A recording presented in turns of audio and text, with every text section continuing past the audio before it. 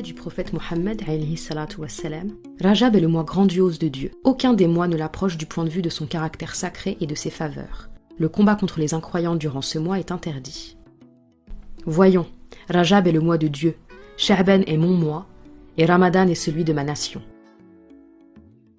Il est recommandé de jeûner au moins un jour du mois de Rajab. Lui qui jeûne un jour du mois de Rajab, la plus grande satisfaction de Dieu lui est due. La colère de Dieu s'éloigne de lui, et une des portes de l'enfer lui est fermée. Un jour de jeûne pendant ce mois vaut plus que tout l'or de la terre. Chaque fois que la nuit tombe, les prières du jeûneur sont exaucées. Soit elles lui sont données dans le monde d'ici-bas, soit elles seront sauvées pour lui dans l'au-delà. Le prophète, alayhi salatu wassalam, a détaillé la récompense de 2, 3, 4, 5 et jusqu'à 30 jours de jeûne du mois de Rajab. L'imam Moussa al-Kadhim alayhi salam a dit « Rajab est un fleuve du paradis, plus blanc que le lait, plus sucré que le miel. À celui qui jeûne durant un jour de Rajab, Dieu Tout-Puissant donnera à boire de ce fleuve. » Il a également dit « Pour celui qui jeûne durant un jour de Rajab, le feu s'éloigne de lui de la distance d'une année. Pour celui qui jeûne durant 3 jours, le paradis lui devient obligatoire. » L'imam Sadiq alayhi salam a dit « Lors de la résurrection, le proclameur divin va crier « Où sont ceux qui ont chéri le mois de Rajab et en ont profité ?»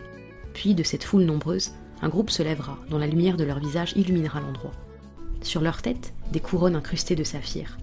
À leur droite, 1000 anges et à leur gauche, 1000 anges, qui louent la grâce divine et les félicitent. Ensuite, un appel divin sera entendu.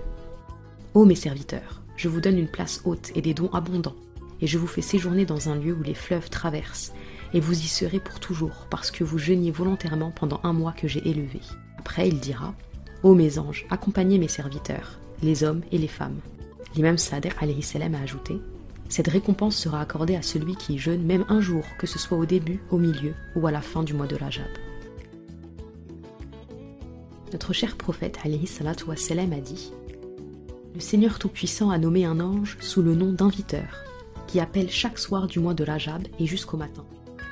Bienheureux ceux qui s'occupent à se rappeler de Dieu. Bienheureux ceux qui se tournent volontairement et pleinement vers Dieu. Et Dieu dit, je suis le compagnon de celui qui est avec moi, et j'obéis à celui qui m'obéit, et je pardonne à celui qui me demande le pardon. Le mois de Rajab est mon mois, les serviteurs sont aussi à moi, et la miséricorde m'appartient. Donc, quiconque se rappelle de moi durant ce mois, j'exauce ses vœux, et quiconque me demande une chose, je la lui donne, et quiconque me demande la guidance, je le guide. » Dieu a dit « J'ai mis ce mois comme un moyen entre moi et mes serviteurs, et quiconque y recourt, il me trouvera. » Bien que tous les moments du mois de Rajab soient aimés et précieux chez Dieu, certains moments jouissent d'une vertu particulière, comme la nuit du premier vendredi du mois qui contient de grands privilèges. Le prophète, alayhi salatu wassalam, a dit « Ne négligez pas le soir du premier vendredi de Rajab. Les anges l'appellent la nuit d'Ar-Ra'ib, parce que quand un tiers de cette nuit passe, tous les anges descendent à côté de la Kaaba. À ce moment-là, Dieu les regarde par sa miséricorde et dit « Ô mes anges, que désirez-vous » Les anges répondent « Ô Seigneur, pardonne les péchés des jeûneurs du mois de Rajab. » Et Dieu répond « J'ai pardonné. » Durant cette nuit, il y a également une prière que le prophète a évoquée comme ayant une grande faveur. Faire l'aumône est un des actes importants du mois de Rajab.